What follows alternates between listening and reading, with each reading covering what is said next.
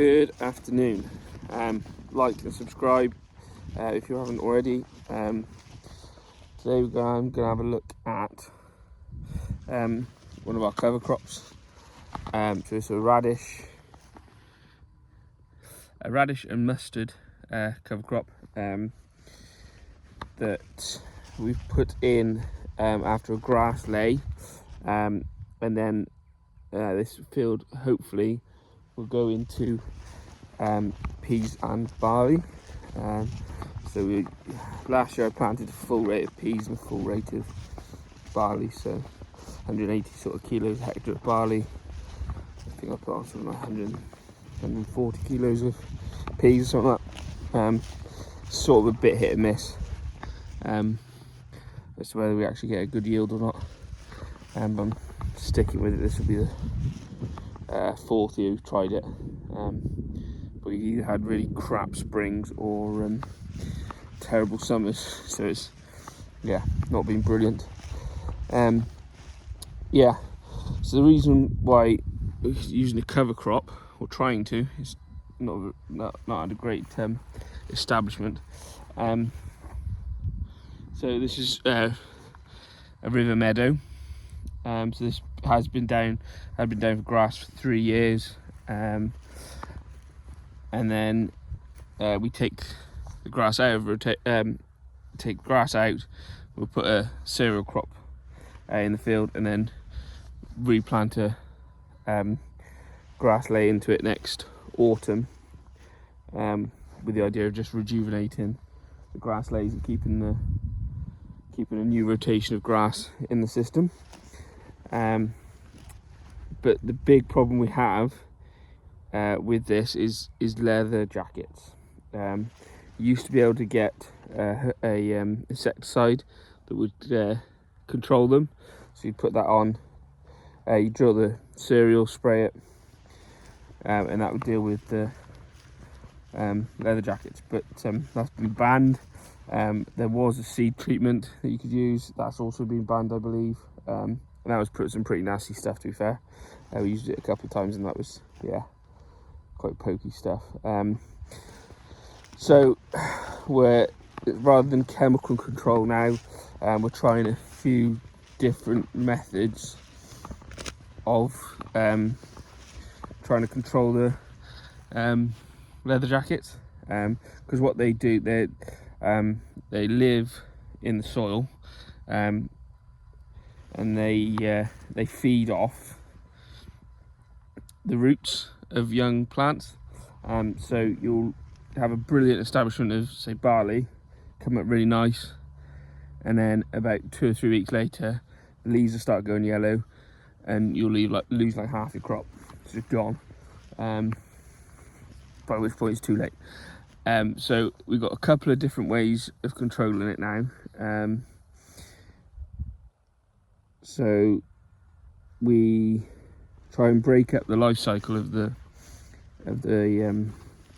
leather jackets by not providing a grass cover over winter.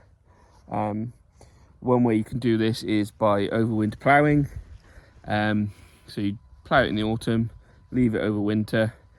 So there's no roots for the wireworm to survive on, and then plant your crop. Happy days. But that's not great for us here because we're on a river meadow, floodplain. I don't want to overwinter plough this, leave it over winter, all my soil will disappear. So we try not to plough, we're trying as much as we can not to plough any river ground, which is, semi-successful, semi-not successful. So instead, what I've been starting to do the last couple of years is we've sprayed off the grass lay in the autumn, sort of end of August, beginning of September. That's killed the grass off, and then straight into the green I planted in mustard and radish. So the reasons for mustard and radish, mustard is the key one for me in my head, because the wireworm doesn't like the mustard, and if you get a good establishment of mustard, and then you can just, and it survives through till spring. You've got a, and then you can destroy it just before planting. The mustard releases a stuff that the wireworm, the leather jackets don't like, and it puts them off, and yeah, gets rid of your problem. I think they call it a biocide or something like that. But yeah, and then the radish, because mustard's doesn't like cold weather. The radish is there if the mustard gets taken out in a prolonged spell of cold weather, which in theory it should. I'm hoping that the radish will keep a green cover on the field through the winter, so that for the course of the winter, until we plant it again in the spring, we've got a green cover. But that's not always particularly successful, to be honest with you. So we've had a pretty poor establishment this autumn, and that's mainly due to the fact that I didn't get drilled soon enough. With the drought, this was obviously grass, and we were very short on grass all the way through till sort of the middle of September. So I didn't want to take out sort of 11 acres of grazing out of the system before I knew we had enough grass elsewhere on the grazing platform. So it was sort of middle of September before I got down here and drilled, which wasn't ideal. Could really have been done like 2 or 3, 4 weeks earlier, and would have got a much better establishment. But yeah, it's green. You can sort of see some of the plants down here. These are starting to get.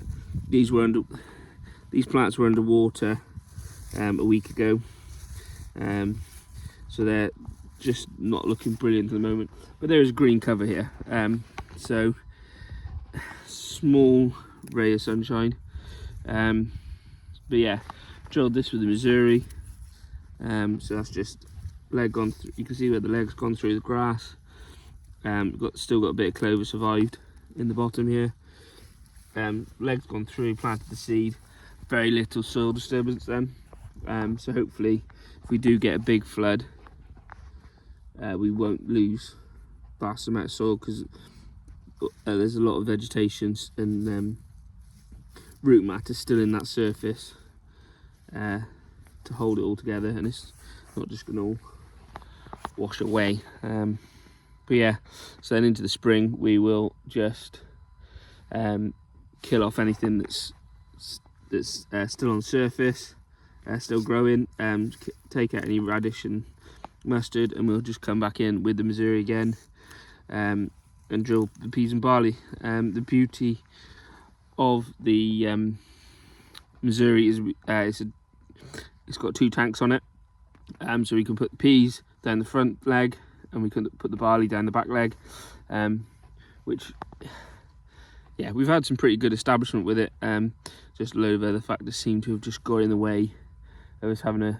really bumper yield, and making it a bit more satisfactory. But yeah, we'll wait and see what the spring brings, and hopefully this will be a lovely field of peas and barley through the summer, and it will provide plenty of food for the cows for next winter. You can just see the root there. So not a very big plant, but you've got a root there of sort of 4 or 5 inches down into the soil. So hopefully that's tapping down through the soil profile that we've got here. If it stays a little bit warm, hopefully a lot of those plants will keep on growing for a bit longer yet, and we'll get a bit more cover and it'll be a bit better. But yeah, we'll wait and see. But hopefully this will be a top job come spring.